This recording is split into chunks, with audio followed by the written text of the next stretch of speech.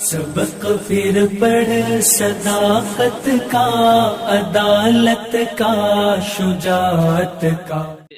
میں نے آپ کی کچھ ویڈیوز دیکھی اور اس کے اندر ظاہر ہے مجھے جو ابھی تک اندازہ وہ ایک آپ کا جو بڑا اختلاف ہے وہ اس بات کے اوپر ہے کہ جی وہ یہ کیوں کہتے ہیں کہ جی جو بات مجھے سمجھ آئی ہے وہی ٹھیک ہے اور باقی سب کو غلط سمجھ آئی ہے۔ آئی کین انڈرسٹینڈ چلے وہاں پہ، لیکن جو آپ کی باقی ویڈیوز تھیں اور ایک کالر کے ساتھ تھیں جس کے اوپر سورہ کہف کے ذوالقرنین کے واقعات کے اوپر آپ کی ڈسکشن تھی، تو آپ کے اس میں دو میں نے مین سوالات نکالے ہیں جو لوگوں کا اوور آل جو کنسرن تھا اس میں وہ مقدمہ آپ کے سامنے رکھنا چاہتا ہوں۔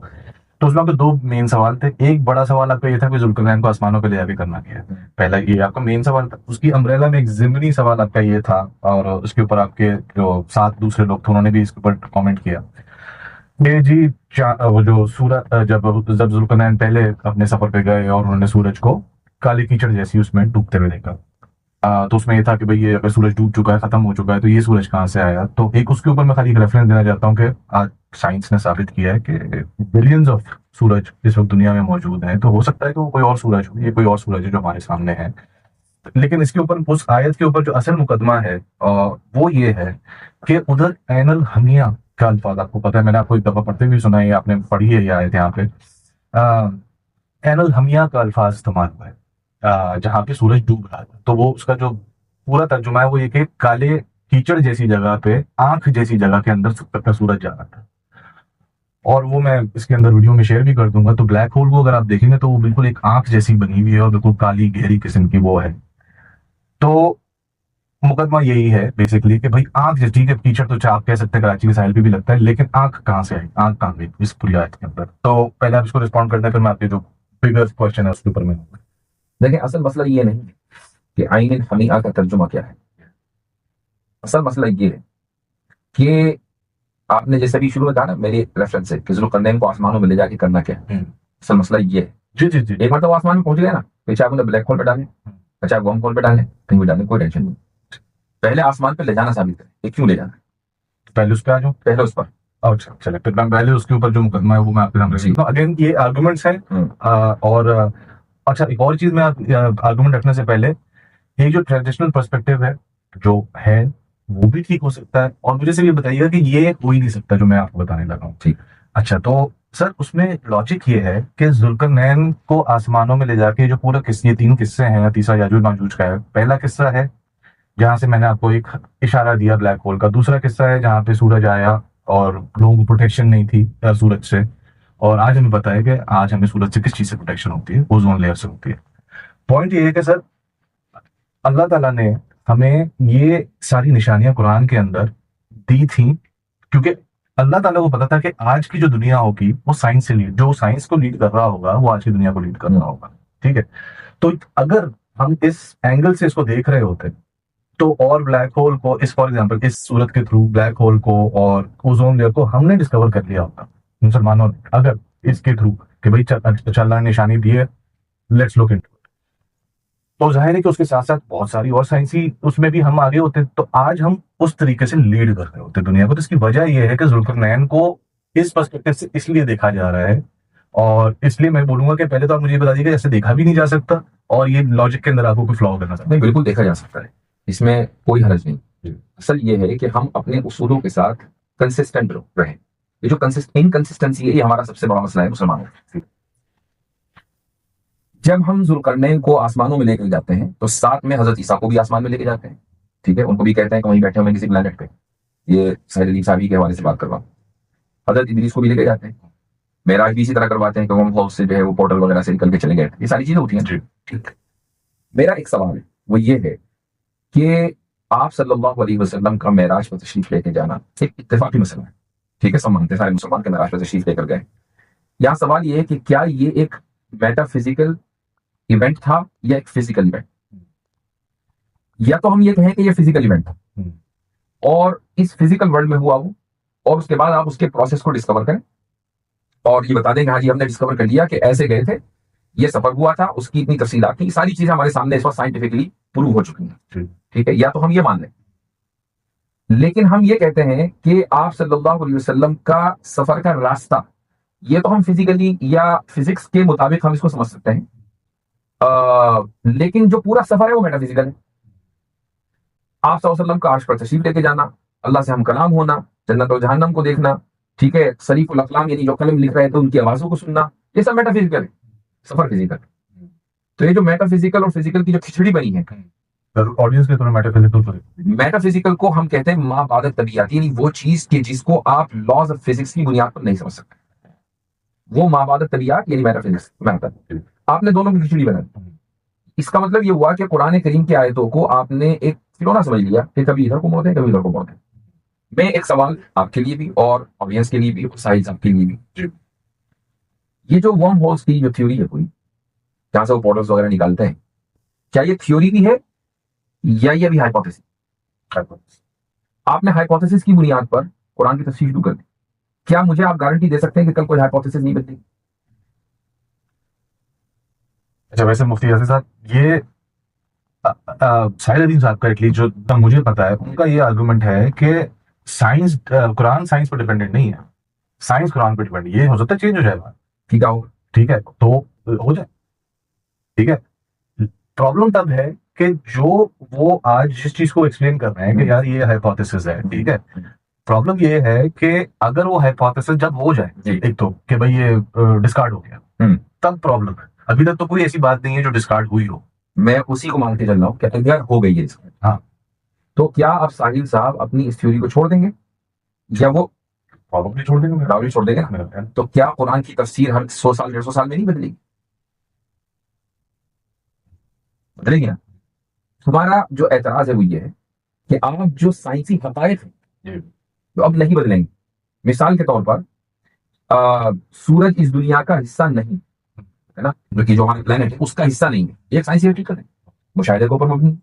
اب کوئی آدمی کہے کہ نہیں یہ تو ڈیٹرائٹ سے نکلتا ہے اور کیلیفورنیا میں ڈوب جاتا ہے، کوئی اگر یہ کہنے لگے تو obviously یہ سائنسی مشاہدے کے بلکہ ایک عام مشاہدے کے خلاف ہے. اس کو رد کیا جائے گا اور ہم اس کو اڈاپٹ کریں گے. قرآن کریم کی تفسیر میں تبدیلی نہیں آئے گی. آپ دیکھیں کہ جب دنیا یہ مان رہی تھی کہ سورج ایک جگہ ہے، وہ نہیں ریوالو کر، وہ نہیں ہے، تو قرآن تو جب بھی کہہ رہا تھا کل فی فلک سورہ یاسین میں. ہاں ٹھیک ہے، کچھ علماء یہ کہتے تھے کہ بھائی کل سے مراد اکثر پلانٹس ہیں، اس میں سورج نہیں ہوگا، چونکہ ان کو ابھی تک اس کا علم نہیں تھا. لیکن اس وقت بھی امام راضی آج کے تو نہیں، سائنس نے ڈسکور اب کیا، امام راضی اس وقت کہہ رہے تھے کہ کل میں ہر پلانٹ اور ہر جو اسپیس میں جتنے بھی اجسام ہیں وہ سارے مراد ہیں. تو ہمارے علماء میں ایک بڑی تعداد مفسرین کی اس بات کی قائل جنہوں نے قرآن کریم کو نہیں بدلا، سائنس نے بدلا. یہ سب سائنسی حقیقت بن گئی ہے، اس پہ ہمیں کوئی اعتراض نہیں. پہلے آپ انتظار کریں کہ ایک چیز سائنسی حقیقت کا روپ اختیار کر لے، لیکن اگر آپ نے ہائپوتھیسس کے لیول پر قرآن کی انٹرپریٹیشن شروع کر دی تو یہ سائنس نہیں ہے، یہ سائنٹزم ہے. تو مفتی صاحب ابھی آپ نے جو امام راضی کی مثال دی تو اس وقت بھی تو ہائپوتھیسس تھا نا یہ سورج کا ہوگا. نہیں، انہوں نے سائنس کی بنیاد پر نہیں کہا، انہوں نے کہا قرآن کی بنیاد پر سائنس ہے جو بھی کہے. تو یہ اچھا جو میری انڈرسٹینڈنگ اگین آپ کی اس بات سے تھوڑی سی کلیئرٹی ہو جائے کہ ساحل الدین صاحب بھی جو بات کر رہے ہیں قرآن کے وہ کہہ رہے ہیں کہ قرآن میں ہی لکھا ہوا، سائنس یہ کہہ رہی ہے نہیں کہہ رہی اس سے مجھے کوئی لینا دینا نہیں. یہ اچھی بات ہے، ٹھیک ہے، لیکن اگر نہیں بھی کہے گی، قرآن نے بولا آج نہیں 1000 سال بعد یہ پروو ہو جائے گا کہ یہ وارم ہولز ہوتے ہیں. ایسا نہیں ہے، وہ اس لیے کہ ساحل صاحب جتنے بھی حوالے دیتے ہیں، ریفرنسز دیتے ہیں، وہ سائنس یا فزکس کی بنیاد پر ریفرنس دے کر قرآن کریم کی آیتوں کو ادھر منتقل کرتے ہیں. کہتے کہ دیکھو سترہ سے مراد ہے، اوزین لے کر آپ نے بھی سیکھا ہونا چاہیے، ہے نا. میں کہتا ہوں کہ ایک آدمی ایک صحرا میں پڑا ہوا ہے اور وہاں نہیں مارتے ہیں، نہ اس کے پاس ٹینٹ ہے، نہ وہاں پہاڑ ہے، صحرا میں بارش ہوتی نہیں ہے، دن پورے اس روزانہ سورج نکلتا ہے اور اپنی تپش کے ساتھ. کیا وہ آدمی یہ کہہ سکتا ہے، ویسے بھی امکان کی بات کر رہا ہوں، کہ بھائی ہمارے اور سورج کے درمیان کوئی آڑ ہی نہیں ہے، ڈائریکٹ سورج میں؟ وہ آدمی کہہ سکتا ہے کہ نہیں؟ ایک عام ذہن کی بات کر رہا ہوں، بالکل کہہ سکتا ہے. اب آپ یہ کہیں کہ نہیں، وہ آدمی یہ نہیں کہہ سکتا لہٰذا سترہ سے مراد اوزون لیئر ہی ہوگی. بالکل نہیں بھی ہو سکتی، نہیں بھی ہو سکتی. میں نے اسی لیے پہلے کہا کہ ساحل صاحب جو کہہ رہے ہیں نا، اس کی پاسبلٹی سے مجھے انکار نہیں. اچھا، اس کے سرٹن ہونے سے مجھے انکار ہے. میں ساحل صاحب سے جو بار انہوں نے بولا ہے کہ سوچے تو صحیح، ہو سکتا ہے نا، وہ بار میں نے فیصل بھائی کی پوڈ کاسٹ میں جو کہہ رہے ہیں، جو میں کہتا ہوں صحیح ہے. ہاں ابھی ریسنٹلی لیکن ہر بات پہ مجھ سے وہ کہہ رہے ہیں کہ میں رجوع کروں، اس بات کا رجوع کروں. مجھ سے انہوں نے کہا کہ پورٹل والی بات پہ جب تک میں رجوع نہ کروں مجھ سے بات نہیں کریں گے. مجھے کوئی شوق نہیں ہے، میں نے تو اپنے طور سے پازیٹیو جسچر کے طور پر فیصل بھائی کے ضرور ان سے کہا، میں نے کہا چلو بات کر لیتے ہیں اگر کوئی اختلاف ہے. انہوں نے کہا نہیں ہم انفیریئر سائیکالوجی والوں سے بات نہیں کرتے ہیں. That's okay, it's his choice. Point یہ ہے کہ میں ان کو یہ نہیں کہہ رہا ہوں کہ آپ 100% اس معاملے میں غلط ہیں. میں یہ کہہ رہا ہوں کہ آپ جو دوسرے کو غلط کہہ رہے ہیں یہ غلط ہے. اور یہ فیئر بات ہے. آئی تھنک میں ایگری کرتا ہوں اس بات. تو یہ اصل یہ آپ کی بات فیئر ہے کہ آپ ٹھیک ہے, آپ بولیں کہ بھائی میرا یہ پرسپیکٹو ہے اور اگلوں کا بھی ٹھیک ہو سکتا ہے, میرا بھی ٹھیک بالکل ہو سکتا ہے. صحیح. تو دیکھیں قرآن کی جو سائنٹسٹک انٹرپریٹیشن ہے اس میں فلاز رہیں گے, کیونکہ وہ سائنس کے بدلنے سے انسان کو اس کی اپنی انٹرپریٹیشن کے اوپر غور و فکر کرنا پڑے گا. سائنسی مشاہدے اور حقائق بالکل الگ چیزیں ہیں. ہم وہ قرآن کریم سے بالکل نکالتے ہیں اور سائنس ثابت کرتے ہیں. تو مفتی صاحب, ابھی آپ نے جو یہ بات کی کہ جو پروفڈ سائنس ہے بس اس تک آپ رہے ہیں اور ابھی ہائپوتھیسس میں بھائی, رائٹ, تو سولوشن کیسے ہوگا؟ جس طرح اگر جیسے اب یہ جیسے بلیک ہول اور اوزون والی بات میں جیسے میں نے ایگزامپل دے رہا ہوں خالی, تو اگر غور و تفکر ہی نہیں ہوگا قرآن کی آیتوں پہ کہ یار یہ جس طرح آج میں بات کر رہا ہوں کہ بھائی اگر یہ پاسبلٹی کے اوپر بھی بات نہ ہو جی, اور وہ بولے بھائی ابھی یہ سائنس میں سیٹ نہیں ہوا ہے تو ہم ابھی قرآن کی کسی بھی انٹرپریٹیشن کو ان ہائپوتھیسس پہ نہیں ڈالیں گے جو سیٹ ہے, تو اس کا تو مطلب ہم فالوور ہو جائیں گے نا. یعنی کہ ہم جب ہو جائے گا, جو کوئی کر دے گا ثابت, تب ہم بولیں گے ہاں جی قرآن بھی کہتا. تفسیر میں قرآن کے معاملے میں یا جتنی بھی اوور آل نصوص ہیں, حدیث ہیں, ان کے معاملے میں ہمیں کرنا ہی فالو ہے. یعنی آپ اگر تفکر اور تدبر بھی کریں گے اس کی کچھ حدود و قیود ہیں. ایسا نہیں ہے کہ آپ اوپن تھنکنگ کریں کہ چاہے جو چاہے آپ سوچیں. سوچنے کی لمیٹیشن, وہ لمیٹیشنز کیا ہیں؟ مثال کے طور پر کسی آیت میں آپ غور و فکر کر رہے ہیں تو جو بھی نتیجہ آپ نکال رہے ہیں وہ نتیجہ قرآن کی اس ورڈ کی جو لنگوسٹک انٹرپریٹیشن ہے اس سے میل کھاتا ہو, یا اسی طریقے سے صحابہ کی کسی بات سے, کسی اسٹیٹمنٹ سے, یا تابعین کے کسی اسٹیٹمنٹ سے وہ سپورٹ اس کو ملتی ہو. ساحل صاحب یہ کہہ سکتے ہیں کہ ہاں میں ایک تابعی کے قول سے سپورٹ لیتا ہوں چونکہ انہوں نے سبابہ کے معنی طریق کے کی, یعنی راستے کے کی. لیکن وہ راستہ تو زمین میں بھی ہو سکتا ہے نا, یہ آپ کے راستے نہیں, انہوں نے صرف یہ کہا کہ راستے. تو اب اگر اچھا اس کی بات چلیں, میں کہتا ہوں تھوڑی دیر کے لیے آپ کی بات میں نے مان لی کہ کسی کا قول ان کو مل گیا آسمانوں کے راستے, وہ تابعی ہے, لیکن اس تابعی کے استاد ابن عباس یہ کہہ رہے ہیں زمین کے راستے. اب شاید کی بات مانے, استاد کی بات مانے, اور ہیں ابن عباس ترجمان القرآن, کوئی چھوٹے موٹے صحابی نہیں جن کا امیر قرآن کی تفسیر کرنا ہے. تو ان سب کے باوجود ہم یہ مان کے چلتے ہیں کہ آپ غور و فکر ضرور کریں, حدود و قیود میں رہ کر کریں. اگر آپ کسی نتیجے پر پہنچ رہے ہیں جو نتیجہ اگلوں سے مختلف ہے, آپ اس کو اپنے اوپینین کے طور پر پیش کیجیے. یہ مت کہیے کہ یہ اور تم غلط کہہ رہے ہو, تم رجوع کرو. صحیح. یہ بیسکلی مین ایشو یہی ہے کہ بھائی آپ اوپینین دیں, کوئی پرابلم نہیں ہے, یہ مت بولیں کہ سب غلط بول رہے ہو میں ٹھیک, بس ہر چیز کے اوپر یہی ہے. اوپینین بھی اس ضوابط کے اوپر ہونی چاہیے, ورنہ تدبر تفکر کی تو قرآن نے حکم دیا ہے. اچھا, تو آپ اس کے اندر مطلب آپ ایٹ لیسٹ اس بات کو اگری کرتے ہیں کہ اگر یہ آپ تدبر کرنا ہے, بالکل لازمی کرنا ہے, قرآن کی آیتوں کے اوپر سوچنا ہے, فلا تدبرون, قرآن کریم میں بار بار کہا ہے. یہ فلا تدبر کا مطلب ہے کہ وہ کیوں تدبر نہیں کرتے, کیوں نہیں سوچتے, کیا دلوں پر تالے لگے ہوئے ہیں.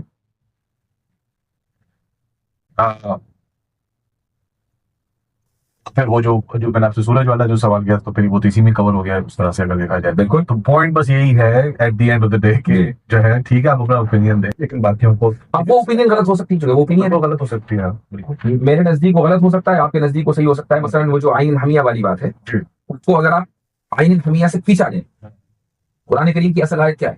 وَوَجَدَهَا تَغْرُبُ فِي عَيْنٍ حَمِيَةٍ. وَوَجَدَهَا ذوالقرنین اس کے وہ ہیں فاعل جس کو کہتے ہیں, یعنی ذوالقرنین نے پایا, گویا کہ وہ عین حمیہ مرکری واٹر میں یا مڈی واٹر میں وہ غروب ہو رہا.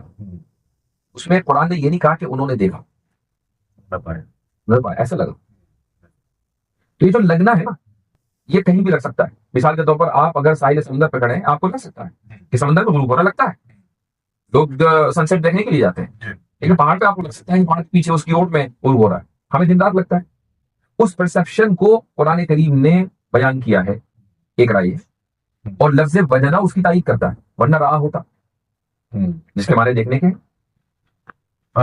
تو مفتی صاحب پایا تو بلیک ہول بھی اسی, کیونکہ بلیک ہول کو یہاں پہ کوئی ادھر پاس تھوڑی ہے, وہ بھی دور سے ہی ہوگا, جس طرح سورج دور سے جاتا ہے اسی طرح بلیک ہول بھی دور سے ہی ہوگا, تو وہ بھی پائے کے اس میں آئے گا نا. اگر یہ بات ہے تو پھر یہ ماننا پڑے گا کہ جس وقت ذوالقرنین وہاں تھے واقعی سورج بلیک ہول میں جا رہا تھا, جی, لیکن نہیں جا رہا. یہ تو ساحل بھائی بھی کہتے ہیں کہ وہ راستے پر تھا, راستے پر تھا, اس میں غروب نہیں ہو رہا تھا. اس کو آپ یہ کہتے ہیں کہ وہ بلیک ہول کے پھر ان کو یعنی یہ ہونی چاہیے تھی آیت کہ ان کو لگا کہ بلیک ہول کے راستے کی طرف جا رہا ہے سورج. آیت ہے کہ غروب ہو رہا تھا. غروب ہو رہا تھا. تو اب اس کو کیسے آپ ریکنسائل کریں گے؟ اوکے کیا میک سینس.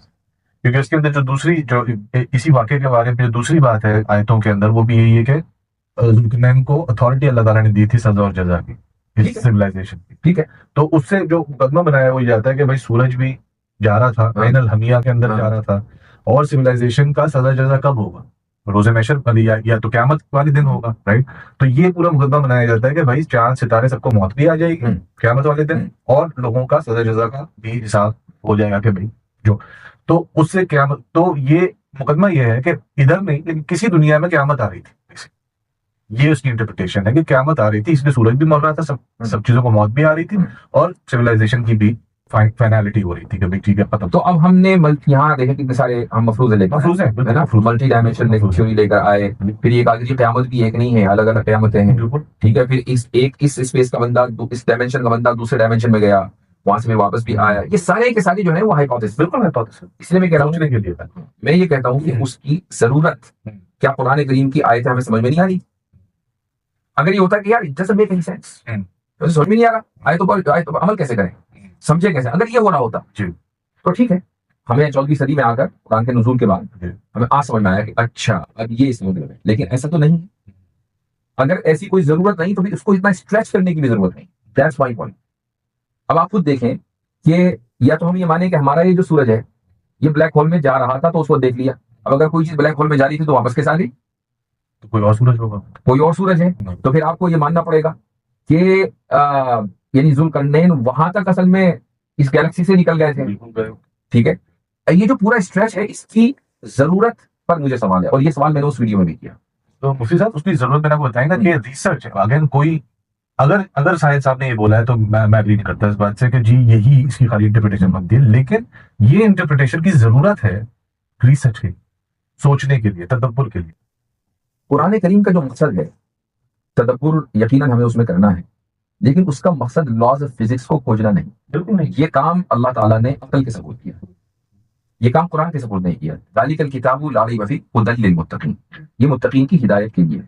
سائنس یا ہماری جو عقلی جتنی بھی ایکٹیویٹیز ہیں ان کا مقصد یہ ہے کہ اس کائنات میں جب ہم آ گئے ہیں تو اس کائنات کو ڈسکور کریں. اس کے لیے قرآن کی ضرورت نہیں.